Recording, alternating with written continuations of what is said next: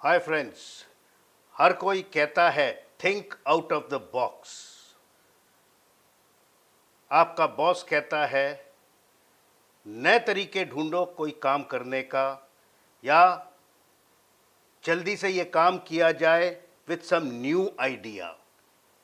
तो भाई ये आइडिया आएगा कहाँ से? और ये आइडिया आएगा अगर आप क्रिएटिव सोचते हैं। आपके सोच में एक डिफरेंस है, एक बदलाव है। So creative thinking is to think positively in a direction, taking in the resources और जो solution है, resources को और अपने सोच को और नए जो तरीके हैं जो कि आप अपने एक्सपीरियंस से, दूसरे के एक्सपीरियंस प्लस ब्रेनस्टॉर्मिंग की प्रॉब्लम को हर एक के सामने रखिए, सबके सॉल्यूशन लेके एक लॉजिकल मुद्दे पे पहुंचे। So creative thinking which is different and new and can make you achieve your goal in a much easier and faster method. So creative thinking basically 5 type के होते हैं। डाइवर्जेंट थिंकिंग, हर एक के सोच को एक साथ लेके एक लॉजिकल सॉल्यूशन निकालना। कन्वर्जेंट थिंकिंग, हर एक के सोच को एक पॉइंट पे ले जाना सो दैट हर एक उस प्रॉब्लम को डिफरेंट वे में सोचे बट सॉल्यूशन एक हो, तो उनमें से जो बेस्ट सॉल्यूशन है उसको लिया जाए।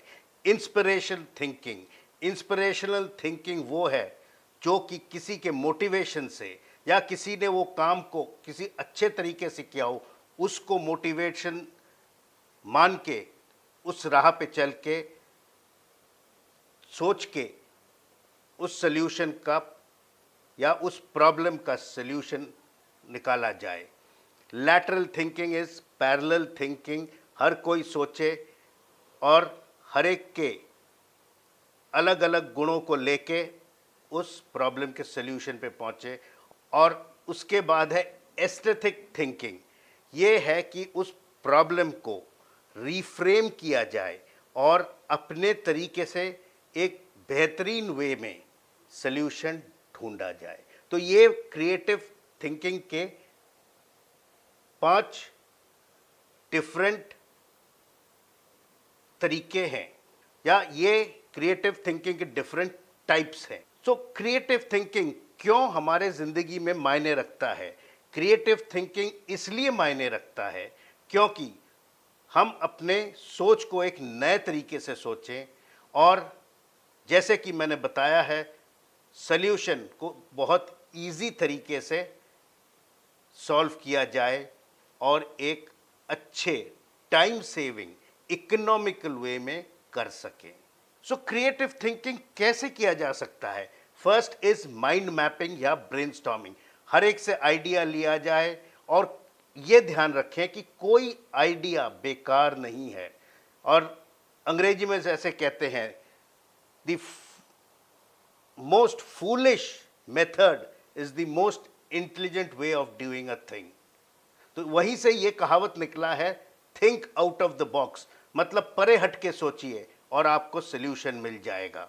रिवर्स थिंकिंग, रिवर्स थिंकिंग है कि आप सॉल्यूशन को देखें और जैसे कहते हैं रिवर्स इंजीनियरिंग, तो रिवर्स में सोच के प्रॉब्लम पे पहुंचे और उसके बाद देखें कि क्या सॉल्यूशन है उस प्रॉब्लम का। ये आपका काम बहुत इजी कर देगा। कंबाइनिंग अनरिलेटेड कॉन्सेप्ट्स, मतलब अलग अलग तरीकों को सोचिए, अलग अलग तरीकों को जोड़िए, हर एक के डिफरेंट पॉइंट्स लीजिए और उन सब पॉइंट्स को एक साथ डाल के एक सुझाव निकालिए so that you can reach the solution. Role playing, role playing जैसे कि मैंने कहा है मोटिवेशनल थिंकिंग के तरीके से एक कोई भी रोल मॉडल लीजिए और देखिए उस प्रॉब्लम को वो व्यक्ति या वो परिस्थिति कैसे सॉल्व करेगा और उसी से मोटिवेट होके आप अपने प्रॉब्लम का सल्यूशन ढूंढिए। और फाइनली है स्कैम्पर टेक्निक, जिसको कि कहा जाता है सब्स्टिट्यूट, कंबाइन, अडेप्ट, मॉडिफाई। और इसको एक और तरीके में करते हैं एलिमिनेट एंड रिवर्स। तो इन सब चीज़ों को substitute, combine, adapt, eliminate and reverse को अगर एक सिस्टम में डालें तो आप देखेंगे कि चीज़ों को सब्स्टिट्यूट करते रहिए, रिवर्स इंजीनियरिंग को डालिए, अडेप्ट करिए, करके फ्लेक्सिबल होके एक प्रॉब्लम का सल्यूशन निकालें। तो ये रहे कुछ क्रिएटिव थिंकिंग के तरीके। और क्रिएटिव थिंकिंग के बेनिफिट्स क्या है, ये तो बहुत ही है, क्योंकि creative thinking basically problem solving को इजी कर देता है, इंटरपर्सनल रिलेशंस और कम्युनिकेशन बढ़ाता है, काम को बहुत स्पीडी वे में होने में सहूलियत देता है। और जब काम इजी वे से और फास्ट होता है तो ऑब्वियसली प्रोडक्टिविटी बढ़ जाता है, खुशहाली रहता है, एवरीबडी और the team is a happier team. और self respect, self esteem automatically team का और हर टीम मेंबर का बढ़ जाता है, and the leader can establish him in self in a better way. So कैसे क्रिएटिव थिंकिंग डेवलप किया जा सकता है? क्रिएटिव थिंकिंग डेवलप किया जा सकता है नए लोगों से मिलने के साथ, नए जगहों को जानने से, प्रोफेशनली अपना प्रोफेशन को और पढ़ने से, जिससे कि आप और भी जाने, आपके हॉराइजन्स और वाइड हो, आप सीख सके। जितना नया सीखेंगे उतने ही नए तरीके आपके दिमाग में आएगा।